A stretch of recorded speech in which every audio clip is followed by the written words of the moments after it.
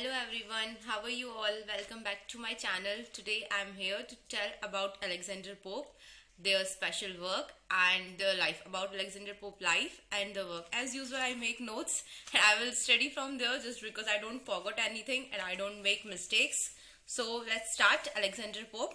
Alexander Pope 1688 to 1744 was one of the brightest literary lights of neoclassical age. So he belonged to neoclassical age.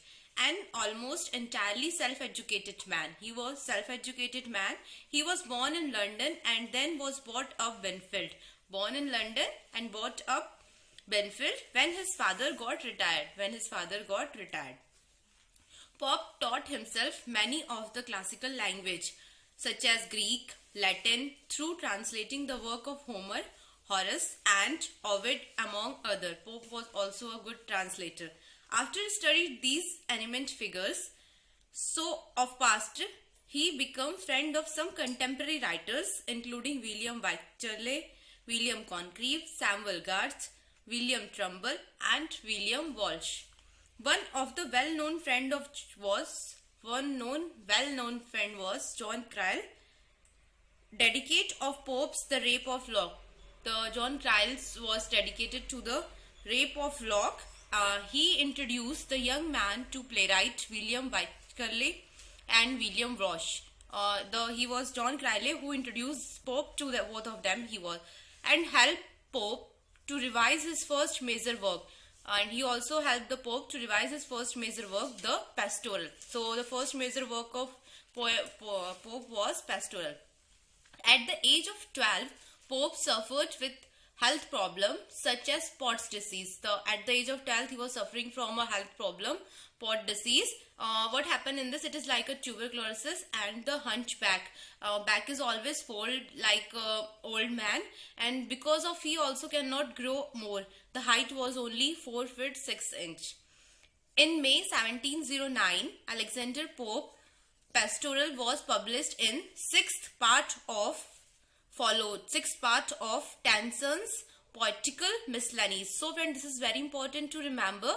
It was published in sixth part of Tennyson's Poetical Miscellanies, followed by the Essay on Criticism. And after that, Essay on Criticism was published in 1711. So friend, there you have to remember, first work was published on 1709. Essay on Criticism was published on 1711. So, and in which book it was published? Tennyson's Poetical Miscellanies. Okay, it was published. Pope formed the group. Pope was also formed a club which the name was Scriblerus Club, with Tory writers John Gay, Jonathan Swift, Thomas Parhell and John Arbuthnot. Pope also contributed his Joseph Addison. A very important point. Pope also contributed in Joseph Addison play Canto, a tragedy, as well as writing for the Guardian and the Spectator. Okay.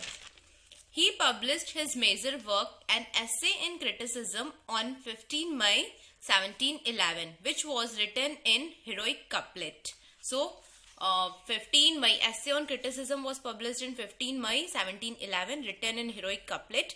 This work was followed by the masterpiece mock heroic poem, The Rape of Locke, first published in 1712 with 2 cantos. First published in 1712 with 2 cantos, with revised version published in 1714 with 5 cantos, and last version was published in 1717 with Clarissa speech on good humor. So question also I'll always ask, what was the topic of Clarissa's speech? So it was good humor. His next satirical, I literally like the Pope because of his satirical work, was The Dunciad, a mock heroic narrative poem published in 3 different versions. It was published in 3 different versions at the different time for 1728 to 1743.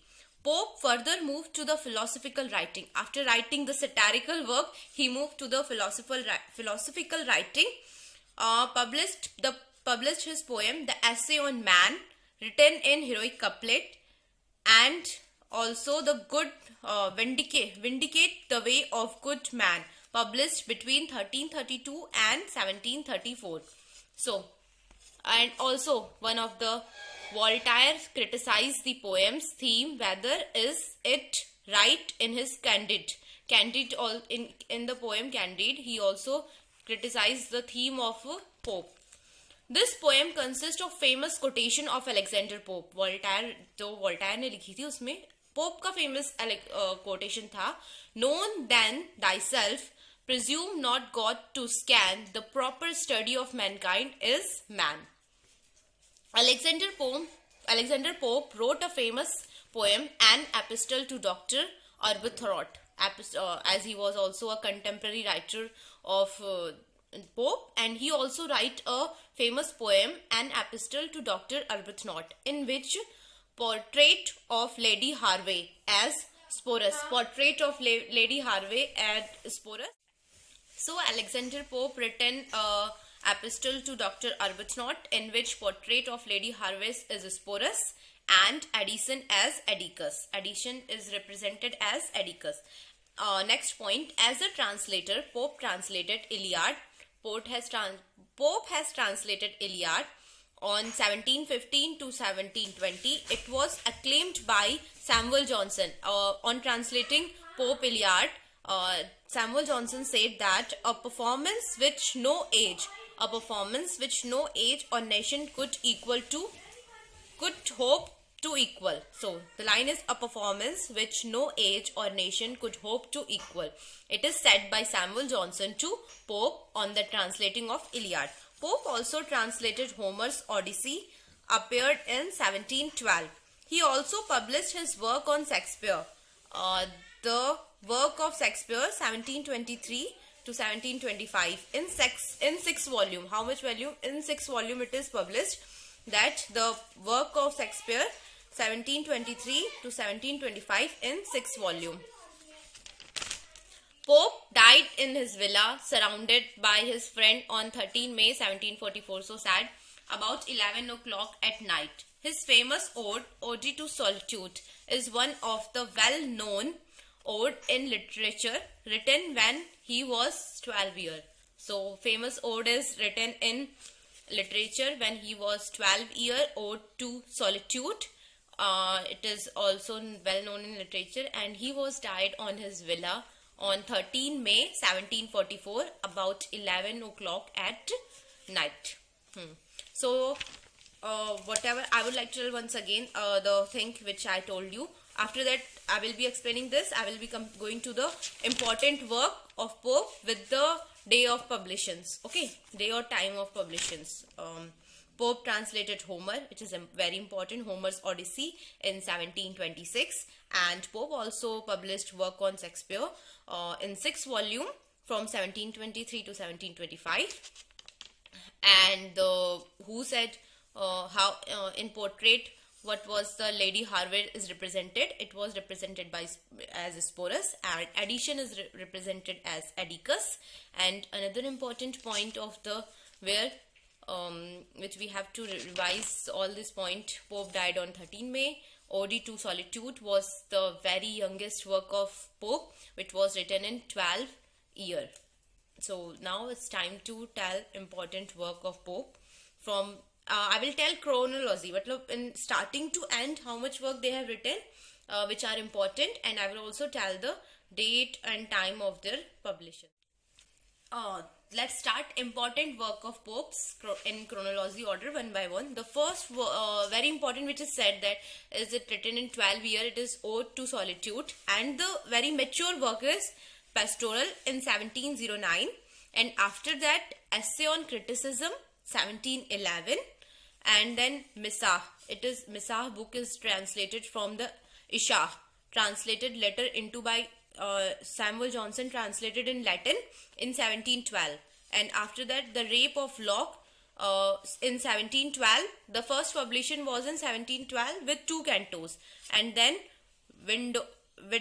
Windsor Forest is 1713, and again the Rape of Locke was published in 1714 with 5 cantos, final version in 1717, and final version was in 1717. The Temple of Fame, a Vision, 1713, And after that, translation of Iliad in 1715 to 1720. Eloisa the Albert, the three hours after marriage with others. 3 hours after marriage with others in 1717. Elegy to the memory of an unfortunate lady. It is very important, always ask which it is written. It is written in 1717. Elegy to the memory of an unfortunate lady in 1717. The work of Shakespeare 1723 to 1725 in 6 volume. Translation of Odyssey 1725 to 1726. And then Perry Bathos, or the art of sinking in poetry. 2 names are there of it, Perry Bathos or the art of sinking in poetry, 1727. The Dunciad in 1728. Essay on Man, 1733 to 1734. The Prelude to the Satire. The Prelude to the Satire was written by Pope only. Ode to Solitude, which is very famous ode, as I tell, in 1700. In 1700, Ode to Music was the last work of Pope, which was very important work in 1733. So friend, thank you. If you like my work, please do comment, subscribe and share. Thank you. Have a nice day. Stay tuned and stay healthy.